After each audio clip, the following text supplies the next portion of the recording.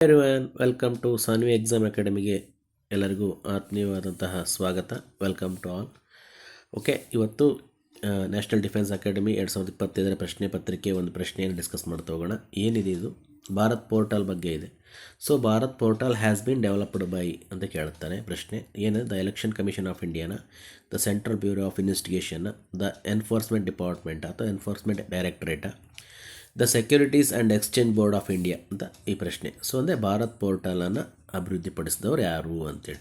Okay, ಅಂದರೆ ಈ Bharat portal ಅನ್ನೋದನ್ನು ಅಭಿವೃದ್ಧಿಪಡಿಸಿದವರು ಯಾರು ಅಂದರೆ ಭಾರತ ಚುನಾವಣಾ ಆಯೋಗನ, ಕೇಂದ್ರೀಯ ತನಿಖಾ ದಳನ, ಜಾರಿ ನಿರ್ದೇಶನಾಲಯನ, ಭಾರತೀಯ ಭದ್ರತಾ ಮತ್ತು ವಿನಿಮಯ ಮಂಡಳಿ ಸೆಬಿನಾ ಅಂತ ಕೇಳಿದ್ದಾನೆ ಪ್ರಶ್ನೆ. ಅಂದರೆ ಆನ್ಸರ್ ಏನಾಗುತ್ತೆ ಇದಕ್ಕೆ? ಸರಿಯಾದ answer the Central Bureau of investigation. ಅಂದರೆ ದ ಭಾರತ್ ಪೋರ್ಟಲನ್ನು ಅಥವಾ ಭಾರತ್ ಪೋಲನ್ನು, ಈ ಪೋರ್ಟಲನ್ನು ಕೇಂದ್ರೀಯ ತನಿಖಾ ದಳ ಸೆಂಟ್ರಲ್ ಬ್ಯೂರೋ ಆಫ್ ಇನ್ವೆಸ್ಟಿಗೇಷನ್ ಏನು ಮಾಡಿದೆ? ಅಭಿವೃದ್ಧಿಪಡಿಸಿದೆ. ಅಂದರೆ A Bharat portal has been developed by the Central Bureau of investigation. Answer. Okay, ಇದು ಇನ್ ಡೀಟೇಲ್ ನೋಡ್ತಾ ಹೋಗೋಣ. ಏನು ಇದು? ಕೇಂದ್ರೀಯ ತನಿಖಾ ದಳಕ್ಕೂ ಈ ಭಾರತ್ ಪೋಲಿಗೆ ಏನು ಸಂಬಂಧ? ಇದು ಯಾಕೆ ಅಭಿವೃದ್ಧಿಪಡಿಸಿದೆ ಅಂತ ನೋಡಿದ್ರೆ, ಸೊ ಈ ಪೋರ್ಟಲ್ನ ನಾವು ಡೀಟೇಲ್ ನೋಡಿದ್ರೆ, ಈ ಭಾರತ್ ಪೋಲ್ ಅಂದರೆ ಏನು ಗೊತ್ತಾ? ಭಾರತ್ ಪೋಲ್ ಅಂದರೆ ಸಿಂಪಲ್ ಭಾರತ್ ಪೊಲೀಸ್ ಆನ್ಲೈನ್ ಅಂತ ಅರ್ಥ.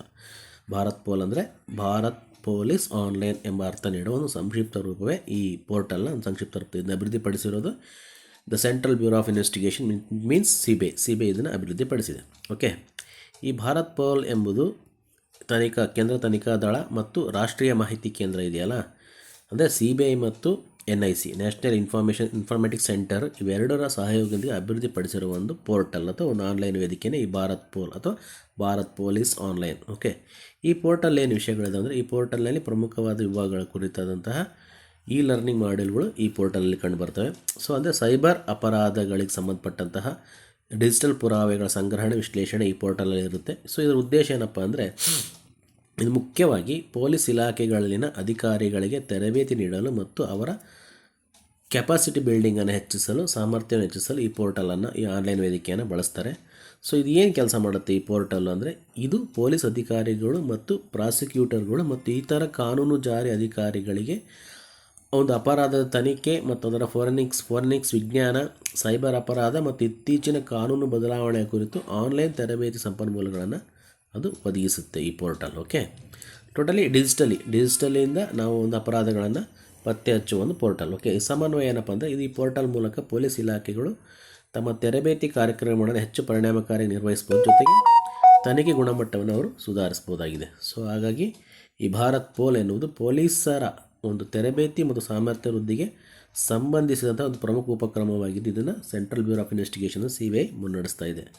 ಅಂದರೆ ಜೊತೆಗೆ ಇದು ಹಲವಾರು ಕಾನೂನು ಪ್ರಕ್ರಿಯೆಗಳನ್ನು ಸಹ ಮುಂದುವರಿಸುತ್ತೆ. ಅಂದರೆ ಕ್ರಿಮಿನಲ್ ಪ್ರೊಸೀಜರ್ ಕೋಡ್ ಇರ್ಬೋದು, ಇವತ್ತಿನ ಇಂಡಿಯನ್ ಎವಿಡೆನ್ಸ್ ಆ್ಯಕ್ಟ್ ಇರ್ಬೋದು, ಅವುಗಳೆಲ್ಲ ಇವುಗಳನ್ನು ಇದು ಡೆವಲಪ್ ಮಾಡುತ್ತೆ.